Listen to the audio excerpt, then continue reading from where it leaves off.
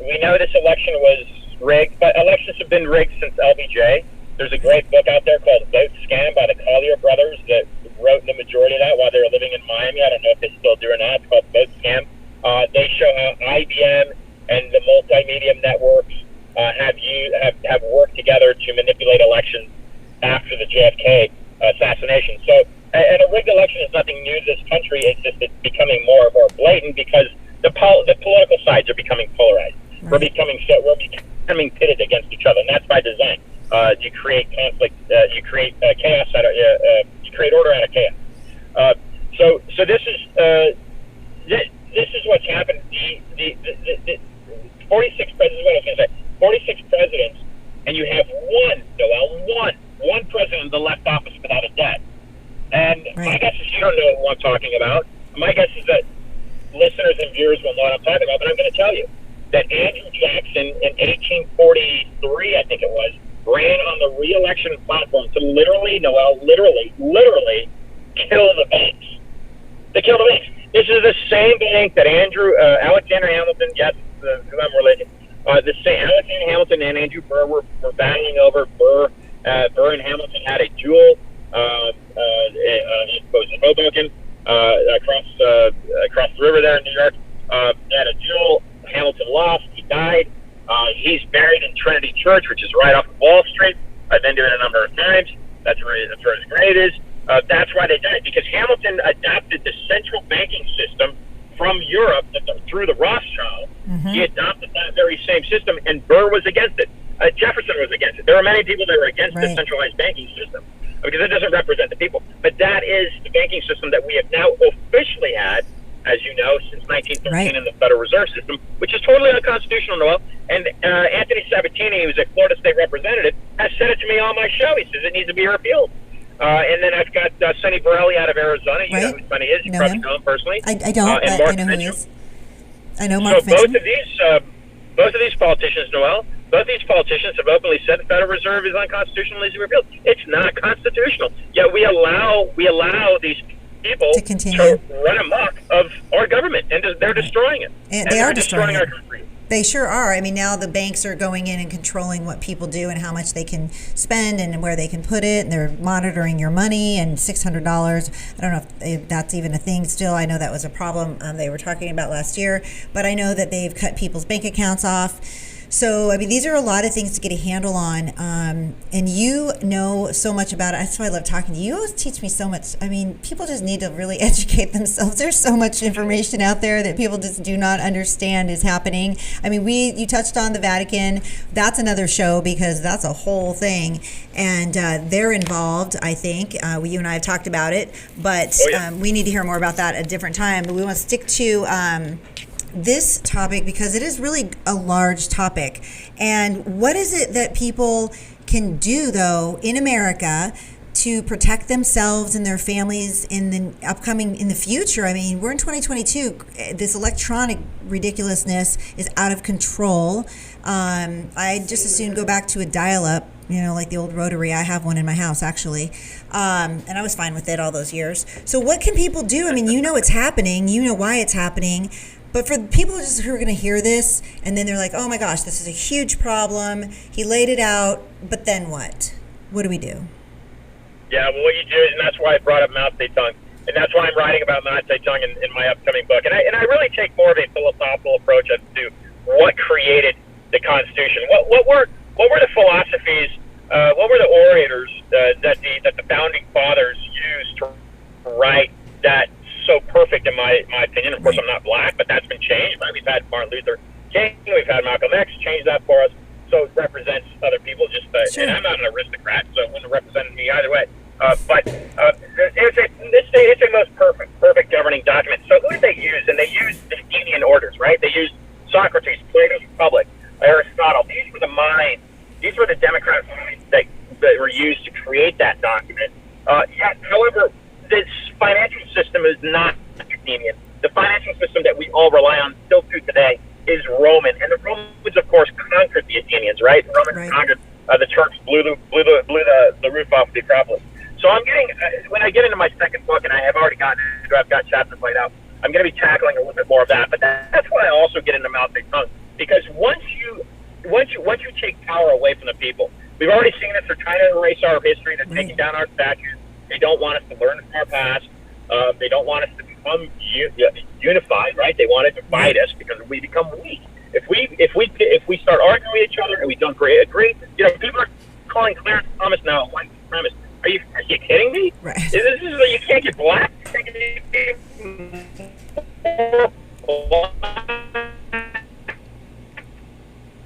I think you froze a little bit there. You're on a slow delay, Ian, so I lost sound, but I see your pretty face.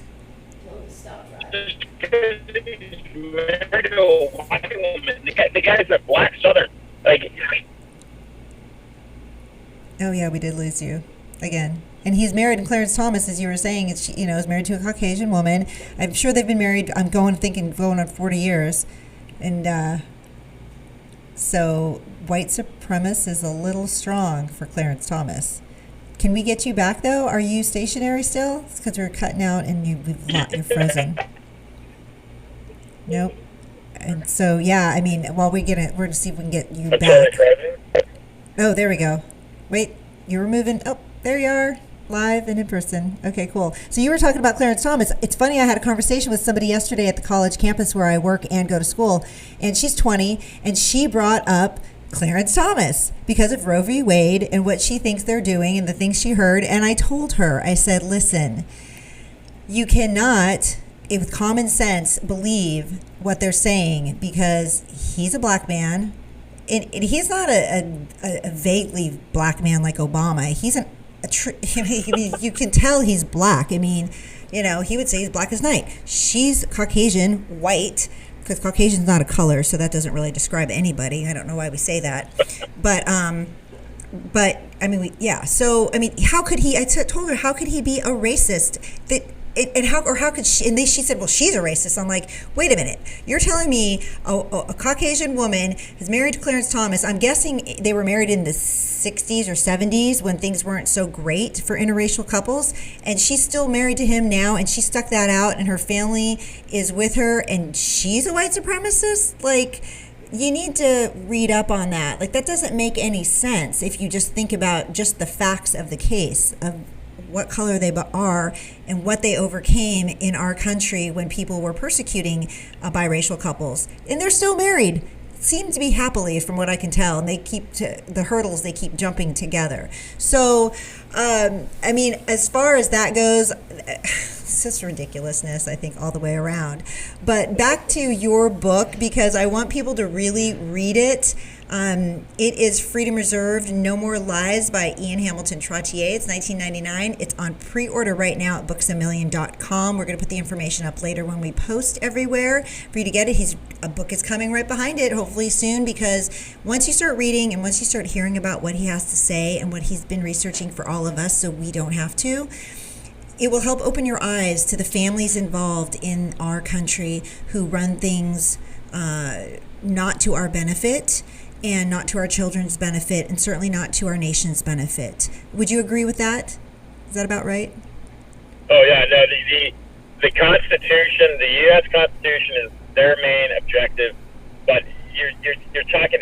That's the main threat, right? That's the main threat to this universal, and I'm using that word on purpose, that universal New World Order, right? Which is coming out of Switzerland economically, because the Swiss.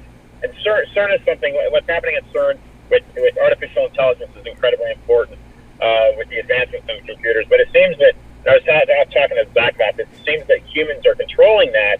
So, but that still doesn't mean that it's not a concern. This is being run, out of my view, out of the Vatican, and there's power struggles in the Vatican. Right. So Archbishop Fagnano was trying to warn Trump that the virus was set up. It was a hoax, literally. He's a cardinal. He's like 80 years old, and he's saying this stuff is a hoax. It's not a real thing. This is so there's power struggles within the Vatican. The black nobility of Venice. These are families that have gone back centuries that have controlled and produced various popes. It gets really murky and really muddled once you get into who's controlling the Vatican. But from a theological standpoint, let me say this very basically: if you have the ability, and this is why freedom of religion is so important in that U.S. Constitution. Right. If you have the ability to define God, and then you control a society or a person and their culture over how to pray and react and who to believe, what to if you define that, then that is the biggest and most successful monopoly and manipulation ever created by man. And again, that is the key to the religious freedom in the United States. But what can people do? Simply go buy a gun. Like literally, because if you're not armed, they will take everything from you. And that's what I'm learning and we're seeing when I look at. We see it every day on the news. I mean, did you see Eastman, Trump's attorney, the other day? They got him on the street, like on the curb, probably getting in his car. They came up from behind him. Did you see that video? And he put his arms up because he's an honest citizen and their police are approaching him, FBI, I think. And he put his arms up, and while they were patting him down without you didn't see that? Oh my, I got to send you that clip.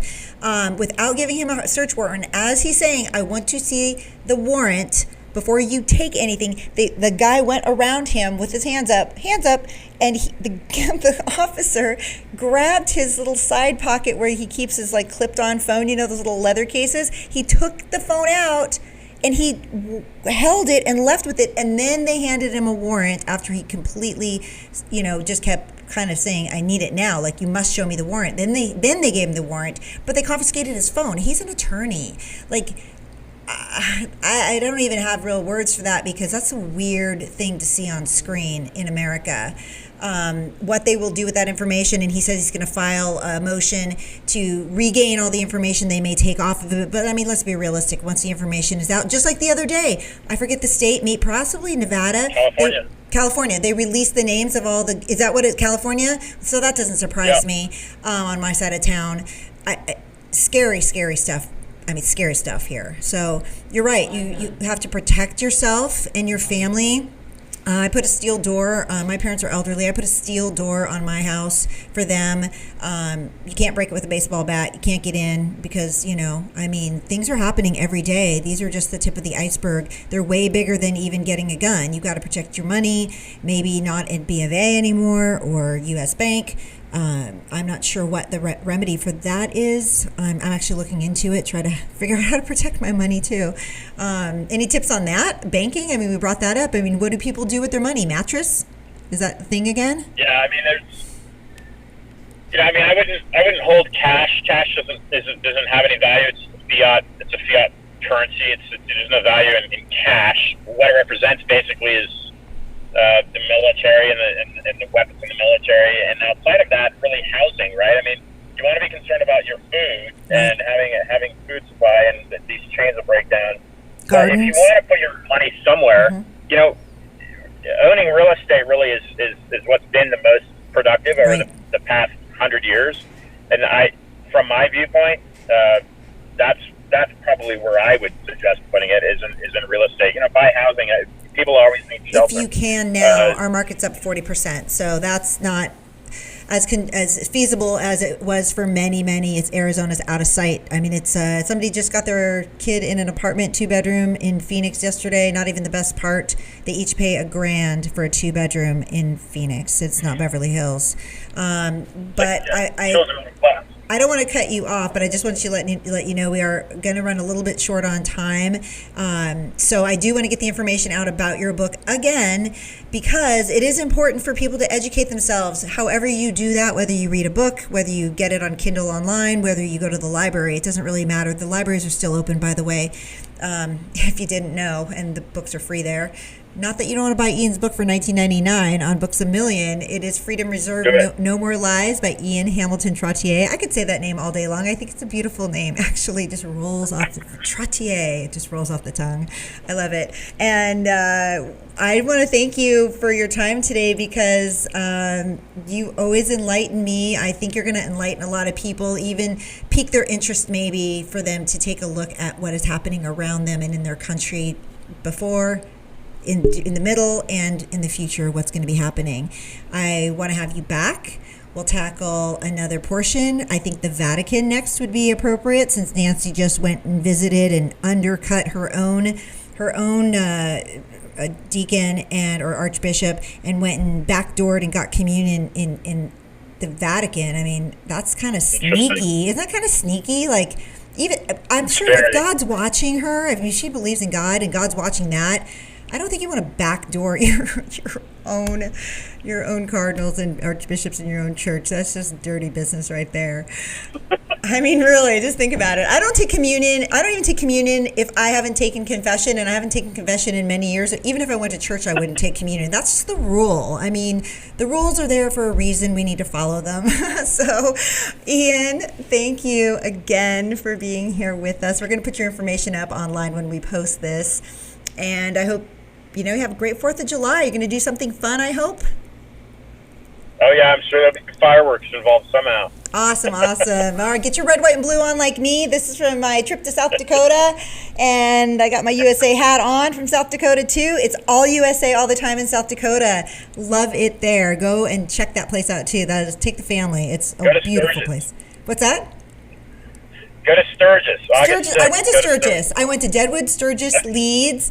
It was amazing. Every single town in South Dakota was flying flags everywhere. It wasn't even the 4th of July week. I swear, it was beautiful. I'm posting pictures. I'm going to post a whole flag thing just of that. So this is Patriot Mom 007, and this is my show, American Perspective. We're still getting it off the ground, but I appreciate you guys tuning in today. Check it out on YouTube.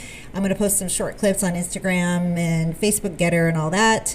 But like and subscribe, please, so I can keep doing this and bringing you guys this really important information about our country, where we need to go with it. So thank you so much. And we just saw the eagle. That's our mascot right there, loud and proud. So Ian, we'll talk soon, okay? Yeah, you rock, Noel. Thanks. Thanks. You do too. That's why I love you. And everybody out there who's going to tune in, you know what? Just keep it strong, keep it real, keep it honest, and let's all help our country get back on track. So God bless America on this happy 4th of July weekend. This is Patriot Mom 007, an American Perspective.